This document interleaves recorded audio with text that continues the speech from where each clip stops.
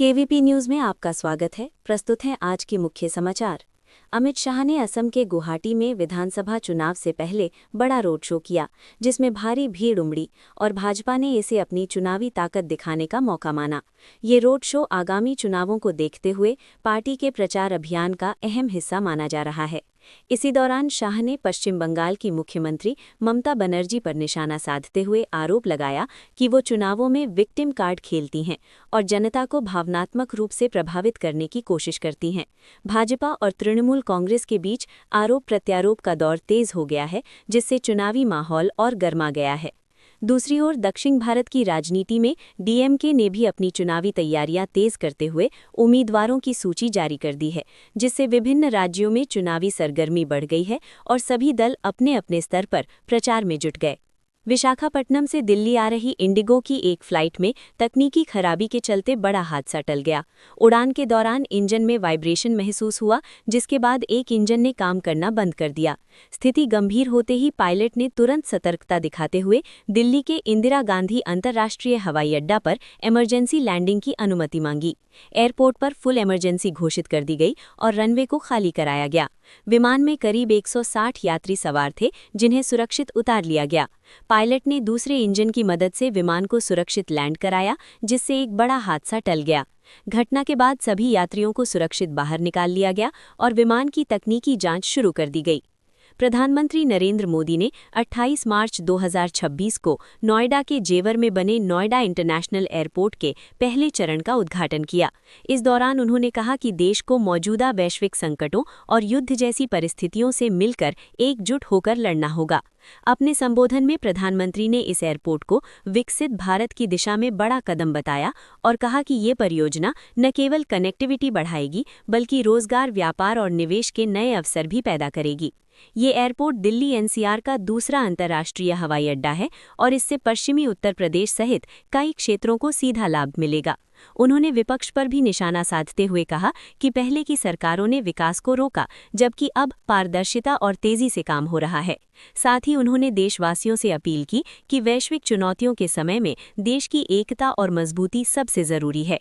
ये एयरपोर्ट देश के सबसे बड़े इंफ्रास्ट्रक्चर प्रोजेक्ट्स में से एक माना जा रहा है, जिससे क्षेत्र में आर्थिक विकास, रियल एस्टेट और रोजगार के अवसरों में तेजी आने की उम्मीद है। अडानी डिफेंस एंड एरोस्पेस ने भारतीय सेना को 2000 स्वदेशी प्रहार लाइट मशीन गन सौंपकर सेना की मारक क्षमता को मजबूत किया है।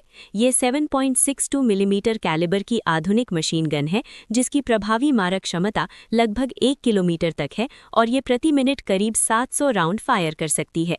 ये हथियार मेक इन इंडिया पहल के तहत ग्वालियर स्थित अत्याधुनिक स्मॉल आर्म्स कॉम्प्लेक्स में तैयार किए गए हैं और कुल 40,000 से अधिक मशीन गनों के बड़े ऑर्डर का हिस्सा हैं।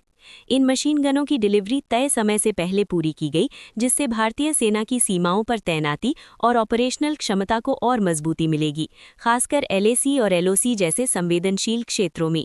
राजस्थान में राजनीतिक चंदे को लेकर आई ताज़ा रिपोर्ट में बड़ा अंतर देखने को मिला है।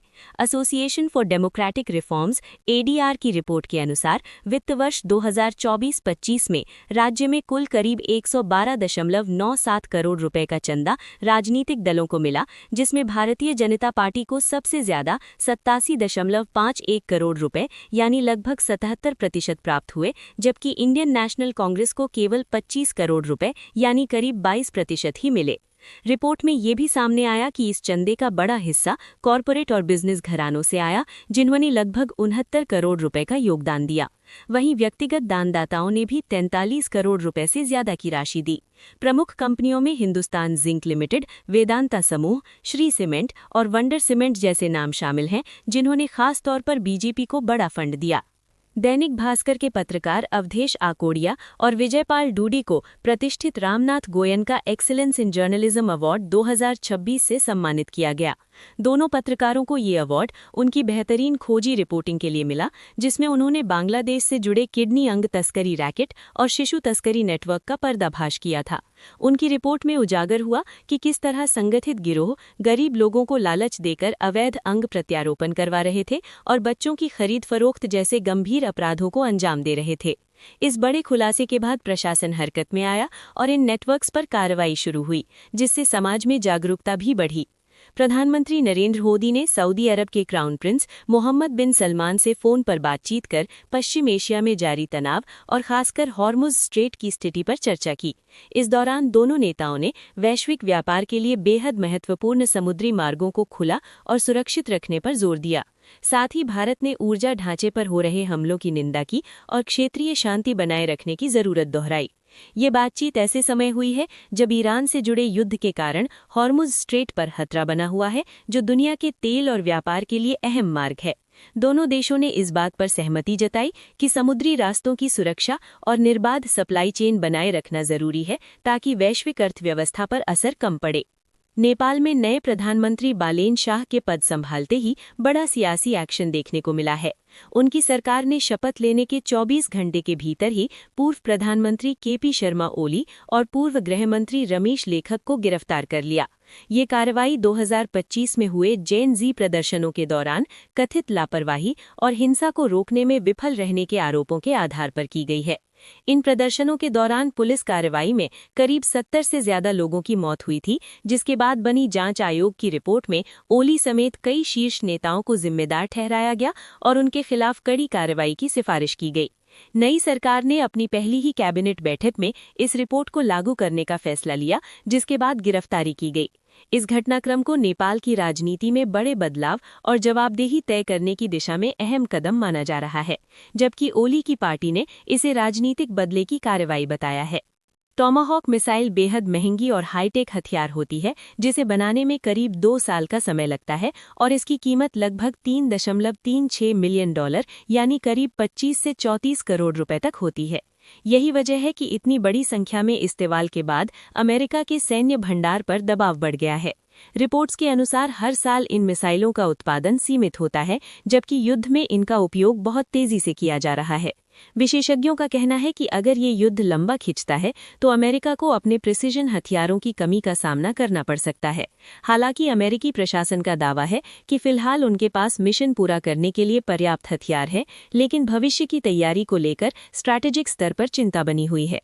यूट्यूबर अनुराग डोभाल और उनकी पत्नी रितिका चौहान के घर खुशियों ने दस्तक दी है। रामनवमी के शुभ अवसर पर रितिका ने एक बेटे का जन्म दिया, जिससे ये त्योहार उनके लिए और भी खास बन गया। अनुराग ने अस्पताल से एक भावुक तस्वीर और वीडियो साझा किया, जिसमें वो व्हीलचेयर पर अपने नवजात बेटे को गोद में लिए नजर आए। इस दौरान वो काफी इमोशनल हो गए और उन्होंने इस पल को अपने जीवन का दूसरा जन्म बताया। सोशल मीडिया पर ये तस्वीर तेजी से वायरल हो रही है और फैंस लगातार उन्हें बधाइयां दे रहे हैं। दिग्गज अभिनेता शत्रुघ्न सिन्हा ने फिल्म धुरंधर को लेकर बड़ा बयान दिया है। उन्होंने फिल्म को मास्टरपीस बताते हुए साफ कहा कि इसे प्रोपेगेंडा कहना गलत है। उन्होंने कहा कि फिल्म एक बेहतरीन, दिलचस्प और ईमानदारी से बनाई गई सिनेमाई कृति है जो दर्शकों को बांधे रखती है। साथ ही उन्होंने फिल्म की तकनीकी गुणवत्ता, सेट्स, सिनेमेटोग्राफी और पूरी टीम के काम की जमकर तारीफ की। शत्रुघ्न सिन्हा ने खास तौर पर निर्देशक आदित्य धर की सराहना की और उन्हें आज के दौर का रोल मॉडल बताया। उनका कहना है कि ऐसी फिल्में बहुत कम बनती हैं और लंबे समय बाद देखने को मिलती हैं। उन्होंने ये भी स्पष्ट किया कि फिल्म को सिर्फ फिल्म के रूप में ही देखना चाहिए और धुरंधर एक शानदार मनोरंजन से भरपूर फिल्म है। महेंद्र सिंह धोनी आईपीएल 2026 की शुरुआत से पहले चोटिल हो गए हैं और चेन्नई सुपर किंग्स को बड़ा झटका लगा है। टीम की ओर से दी गई जानकारी के अनुसार धोनी को मांसपेशियों काफ मसल में खिंचाव आया है, जिसके चलते वो लगभग 2 हफ्तों तक मैदान से बाहर रहेंगे। फ्रेंचाइजी ने बताया कि धोनी फिलहाल रिहैबिलिटेशन यानी रिकवरी प्रोग्राम से गुजर रहे हैं और शुरुआती मैचों में उपलब्ध नहीं रहेंगे। इस वजह से वो टीम के पहले मुकाबलों, खासकर सीजन ओपनर में भी नहीं खेल पाएंगे। उनकी गैर मौजूदगी में टीम की जिम्मेदारी कप्तान ऋतुराज गायकवाड़ पर रहेगी, जबकि विकेट कीपिंग और बल्लेबाजी संयोजन में भी बदलाव देखने को मिल सकता है। धोनी की अनुपस्थिति में सीएसके के लिए स्ट्रैटेजिक और अनुभव दोनों स्तर पर बड़ा नुकसान माना जा रहा है। इटली के स्टार टेनिस खिलाड़ी जैनिस सिनर ने मियामी ओपन 2026 में शानदार प्रदर्शन करते हुए क्वार्टर फाइनल में जगह बना ली। उन्होंने अमेरिकी खिलाड़ी एलेक्स मिकेल्सन को सीधे सेट में 7-5, 7-6, 4 से हराया। इस जीत के साथ सिनर ने एटीपी मास्टर्स 1000 स्तर पर लगातार 28 सेट जीतने का ऐतिहासिक रिकॉर्ड भी बना दिया, जो अब तक का सर्वश्रेष्ठ है। मैच के दौरान दूसरे सेट में सिनर 2-5 से पीछे चल रहे थे, लेकिन उन्होंने जबरदस्त वापसी करते हुए मुकाबले को टाई ब्रेक तक पहुंचाया और अंत में जीत हासिल की। ये मुकाबला करीब 1 घंटा 42 मिनट तक चला और इसमें उनके मजबूत सर्विस गेम ने अहम भूमिका निभाई। इस जीत के साथ सिनर ने न केवल क्वार्टर फाइनल में जगह पक्की की, बल्कि अपनी बेहतरीन फॉर्म जारी रखते हुए टेनिस जगत में अपनी बादशाहत भी साबित कर दी। कल के लिए भारत के अधिकांश हिस्सों में गर्म और शुष्क मौसम रहने की संभावना है, विशेषकर उत्तरी, मध्य और पश्चिमी भारत में, जहां तापमान सामान्य से थोड़ा ऊपर रह सकता है और बारिश की संभावना कम है। दक्षिण भारत के अधिकतर शहरों में भी दिन गर्म और धूप वाला रहेगा, जबकि तटीय क्षेत्रों में नमी और हल्की हवाएं महसूस हो सकती हैं। देहरादून व उत्तराखंड के मैदानी भागों में दिन गर्म और धूप वाला रहेगा, सुबह शाम हल्की ठंडक के साथ रहने की संभावना है, जबकि पहाड़ी आसपास के इलाकों में रात का तापमान उल्लेखनीय रूप से नीचे जा सकता है। इसी के साथ केवीपी न्यूज से आज के समाचार समाप्त हुए। नमस्कार।